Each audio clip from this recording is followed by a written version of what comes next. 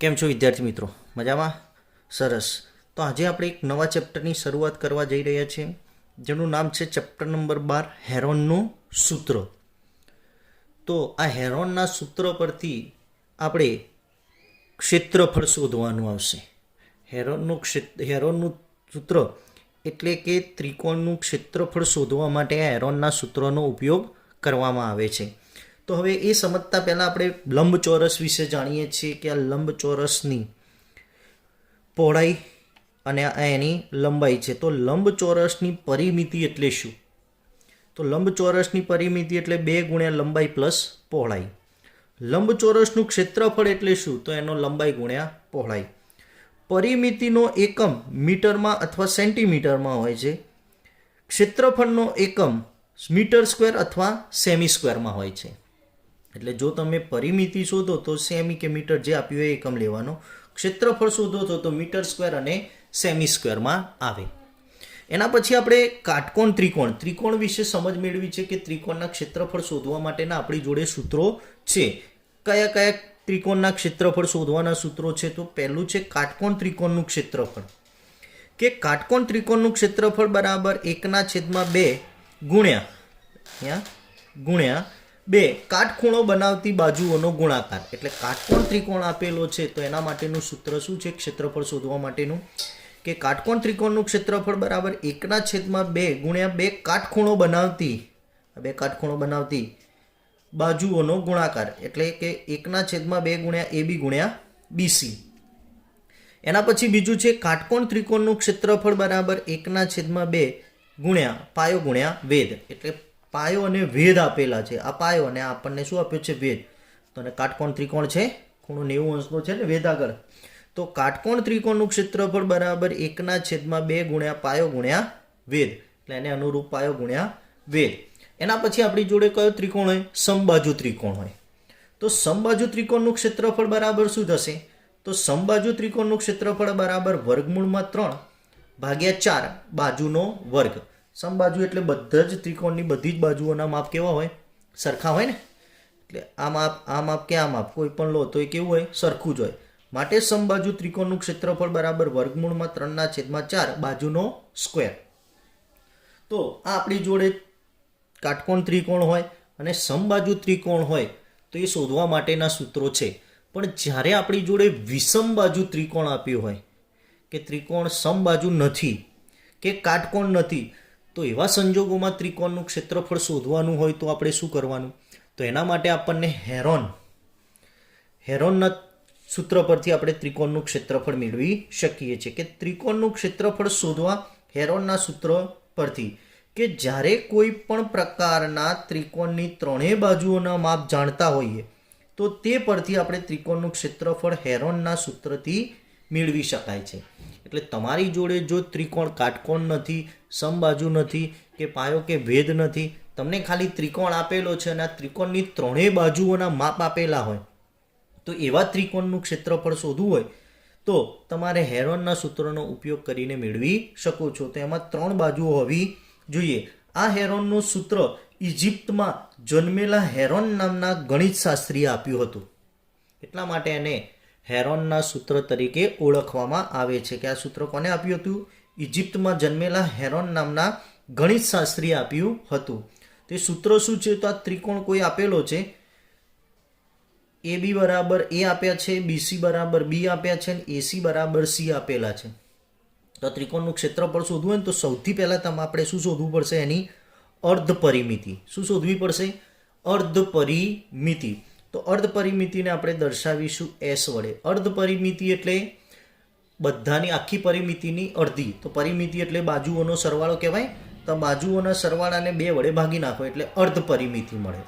પરિમિતિ એટલે બધી જ બાજુઓનો સરવાળો ત્રિકોણની, પરંતુ અર્ધ પરિમિતિ એટલે ત્રિકોણની બધી જ બાજુઓનો સરવાળો અને એના ભાગ્યા 2 કરીએ એટલે આપણને શું મળે? અર્ધ પરિમિતિ. હવે આ અર્ધ પરિમિતિ હોય તો ત્રિકોણનું ક્ષેત્રફળ શોધવા માટેનું સૂત્ર થશે વર્ગમૂળમાં S કૌંસમાં S - A ગુણ્યા S - B ગુણ્યા S - C. એટલે S ની કિંમત તમારી જોડે અર્ધ પરિમિતિ સૌથી પહેલાં આપણે શોધવી પડે. બાજુ આપણને આપેલી જશે, એ બાજુઓના સરવાળા ભાગ્યા 2 કરી નાખીશું અને પછી ત્રિકોણનું ક્ષેત્રફળ શોધવા માટે વર્ગમૂળમાં s minus a s minus b into s minus c આનો ઉપયોગ કરીને આપણે હેરોનના સૂત્રનો ઉપયોગ કરીને ત્રિકોણનું ક્ષેત્રફળ મેળવી શકીએ છીએ. એટલે આ ખાસ આપણે આ વર્ષ પૂરતું ખાલી હેરોનના સૂત્રની મદદથી ત્રિકોણનું ક્ષેત્રફળ શોધવાના દાખલા ગણવાના રહેશે. ઓકે, તો અહીંયા જોઈએ સ્વાધ્યાય 12.1.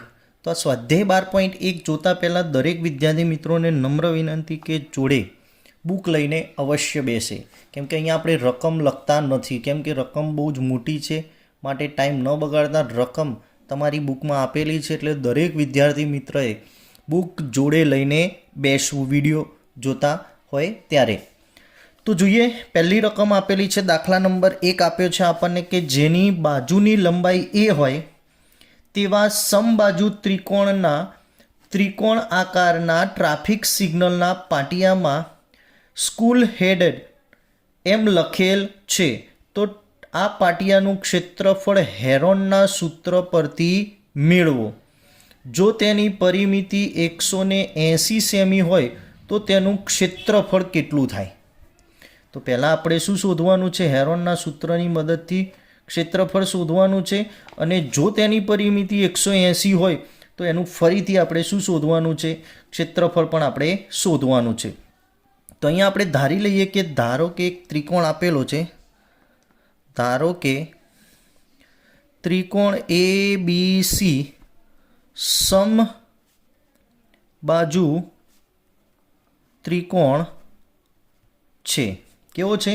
સમબાજુ ત્રિકોણ છે, જેની દરેક બાજુની લંબાઈ આપણને આપી દીધેલી છે. કેટલી આપી છે? a છે. કેટલી છે? a છે.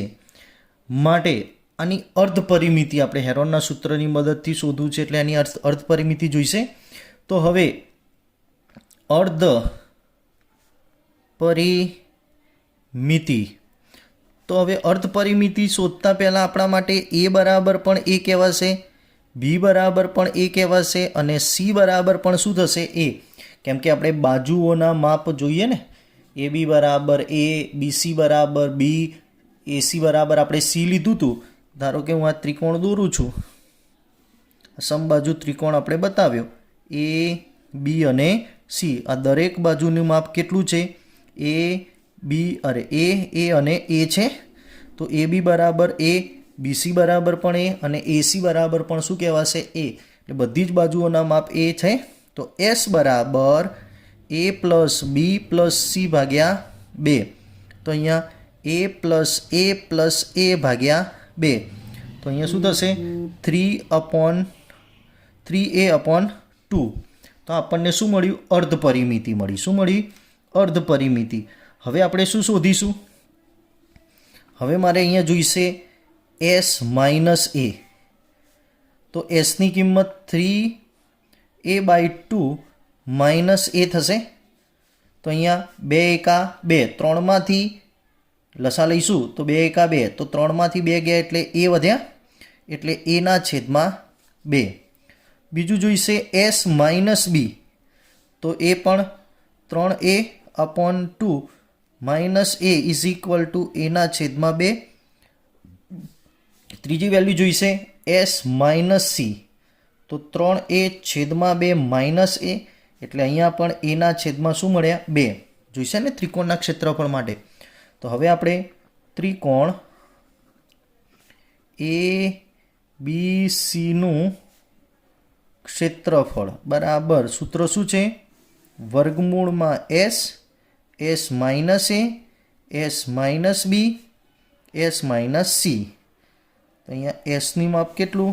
s એટલે આપણા માટે 3a/2. s માઇનસ a આપણને કેટલા મળ્યા? a/2 અને a/2 થશે. તો અહીંયા જોઈએ તો વર્ગમૂળની અંદર a ગુણ્યા a અને ઉપર 3 એટલે 3a ની 4 છેદમાં 2 દુ 4 દુ 8 દુ 16, એટલે અહીંયા નીચે રહેશે 16. હવે વર્ગમૂળ કાઢી નાખીશું. શું કાઢી નાખીશું? વર્ગમૂળ કાઢી નાખીએ તો શું થશે? વર્ગમૂળમાં 3 તો રહેશે જ અને એનો સ્ક્વેર થઈ જશે. વર્ગમૂળમાં 16 એટલે કેટલા કહેવાશે આપણા માટે? 4. તો અહીંયા જવાબ મળ્યો ત્રિકોણનું ક્ષેત્રફળ એટલે આપણા માટે વર્ગમૂળમાં 3/, એનો સ્ક્વેર. એ સ્ક્વેર એટલે આપણે શું લીધું છે? શું લીધું છે અહીંયા? તો અહીંયા જુઓ, વર્ગમૂળમાં 3/4, બાજુ સ્ક્વેર લખાય. એ સ્ક્વેર એટલે આપણા માટે બાજુ છે. તો આપણને ખબર છે કે સમબાજુ ત્રિકોણનું ક્ષેત્રફળ શું થાય? વર્ગમૂળમાં 3/4 બાજુનો સ્ક્વેર. આવી ગયું અહીંયા. હવે આપણને સમબાજુ ત્રિકોણની પરિમિતિ આપેલી છે કે ત્રિકોણ ABCની પરિમિતિ કેટલી છે? 180 સેન્ટીમીટર છે. તો હવે દરેક બાજુની લંબાઈ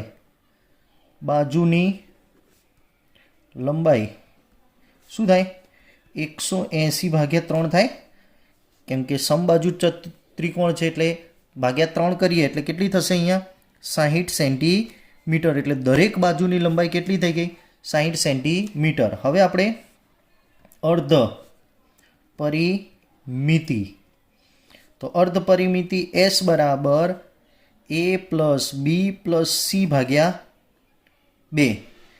તો A બરાબર A એટલે 60, B બરાબર A બરાબર પણ 60 અને C બરાબર એટલે 60 પ્લસ 60 પ્લસ 60 ભાગ્યા 180/2 એટલે કેટલી?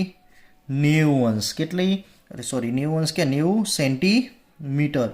તો અહીંયા આપણને એ અર્ધ પરિમિતિ મળી ગઈ 90 સેન્ટીમીટર. હવે આપણે એનું શું શોધવાનું છે? ક્ષેત્રફળ. તો અહીંયા ક્ષેત્રફળ શોધવા માટે કે ત્રિકોણનું ક્ષેત્રફળ બરાબર વર્ગમૂળમાં S minus A, S minus B, S minus C. S એટલે આપણા માટે કેટલા? 90. 90 માઇનસ 60, 90 માઇનસ 60, 90 માઇનસ 60. કેમ કે દરેક બાજુનું માપ કેટલું છે? A બરાબર એટલે અહીંયા A બરાબર B બરાબર C બરાબર 60 સેન્ટીમીટર લખી શકાય ને. તો અહીંયા વર્ગમૂળમાં શું મળશે આપણને? 90 ગુણ્યા 30 ગુણ્યા 30 ગુણ્યા 30. તો અહીંયા જુઓ, 90ના ભાગ પાડ્યું તો અહીંયા 3 ગુણ્યા 30, 30 તરી 90, 30, 30 અને 30. તો આ બેને ભેગા કરીને બહાર કાઢીએ, આ બંનેને ભેગા કરીને બહાર કાઢીએ તો 30 ગુણ્યા 30 કેટલા થશે અહીંયા? ઓકે, જોઈએ પાછળ. 30 ગુણ્યા 30 એટલે પેલા વર્ગમૂળની બહાર આવશે એટલે અહીંયા 30 ગુણ્યા 30 ગુણ્યા વર્ગમૂળમાં 3 તો રહેશે જ એટલે 30 ગુણ્યા 30, 30 તરી 900, 900 વર્ગમૂળમાં 3 સેમી સ્ક્વેર. તો આ મળી ગયું આપણને ત્રિકોણનું ક્ષેત્રફળ. આવડશે?